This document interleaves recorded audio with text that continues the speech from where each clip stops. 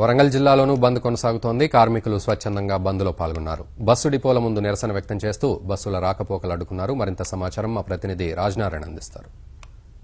కార్మికులు ఎదుర్కొంటున్న సమస్యల పరిష్కారం కోసం సార్వత్రిక సమ్మె వరంగల్ జిల్లాలో పూర్తిగా సంపూర్ణంగా కొనసాగుతుంది.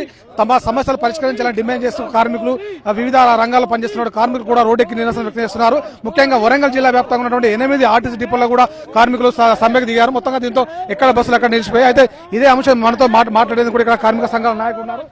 చెప్పండి, అంటే మీరు ఏ అంశం పైన సమ్మె దిగారు? మీ సమస్యలు, ప్రధాన సమస్యలు ఏంటి? మా యొక్క ప్రధాన సమస్యలు ఈ రోడ్డు భద్రతా బిల్లు అనేది వెంటనే ఉపసంహరించుకోవాలి.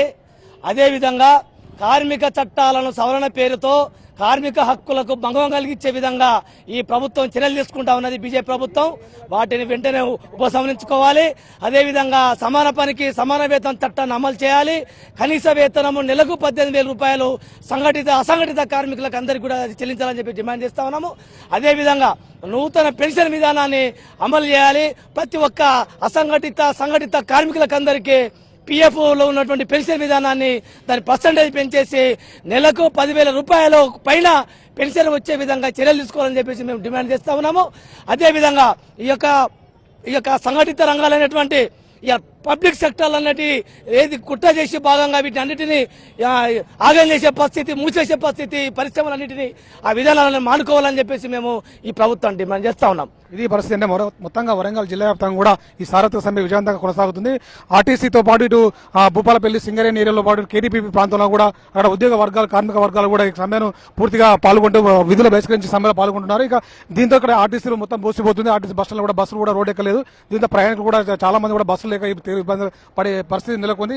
మొత్తంగా వరంగల్ జిల్లా వ్యాప్తంగా కూడా అన్ని కార్మిక వర్గాలు, కార్మిక సంస్థలు, కార్మిక సంఘాలు కూడా ఈ సార్వత్రిక సమ్మెలో పాల్గొని పూర్తిగా కూడా అంటే ప్రభుత్వం తమ డిమాండ్ నెరవేర్చాలని, తమ సమస్య పరిష్కరించాలనే నిదానంతో ముందుకు పోతున్నాయి. మొత్తం వరంగల్ జిల్లాలో కూడా ఇక్కడ ఒక్క ఆర్టీసీ డిపోలో డిపోలో కూడా ఇంతవరకు బస్సులు రోడ్ ఎక్కే పరిస్థితి లేదు. దీంతో మొత్తం కూడా రోడ్లు బోసిపోతున్నాయి. ఇటు ఆర్టీసీ బస్సులను కూడా ప్రయాణికులు లేక బోసిపోయే పరిస్థితి నెలకొంది. మొత్తంగా తమ సమస్యలు పరిష్కారం వరకు కూడా ఈ ఉద్యమాలు కొనసాగుతాయని, అవసరం అంటే ఒక్కరోజుతో సార్ ఈ సమ్మె కాకుండా భవిష్యత్తులో ఈ మా సమస్యలు ప్రభుత్వం కనుక దృష్టి పెట్టి పరిష్కరించకపోతే భవిష్యత్తులో ఈ సమ్మెను 1-2 రోజులు కాకుండా వారాల తరబడి కూడా సమ్మె నిర్వహించి కూడా తమ హక్కులను సాధించుకోవడం అని చెప్పేసి కార్మిక సంఘాలను పేర్కొంటున్నారు. కెమెరా పర్సన్ అంజితో రాజనారాయణ, భారత్ టుడే, వరంగల్.